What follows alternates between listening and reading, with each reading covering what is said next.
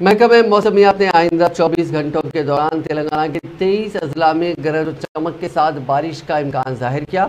उन अजला में आदिलाबाद, कोमरम भीम, आसिफाबाद, मंचिर्याल, जयशंकर, भूपालपल्ली, मुलुग, भद्रादरी, कोत्तगुडम, खम्मम, नलगुंडा, सूर्यापेट, महबूबाबाद, सिद्दीपेट, यादगिरी, भुवनगिर, रंगारेड्डी, हैदराबाद, मेడ్చల్, मलकाजगिरी, विकाराबाद, संगारेड्डी, मेदक, महबूबनगर, नागर कर्नूल, वनपर्ती, नारायणपेट और जोगुलंबा गढ़वाल शामिल है।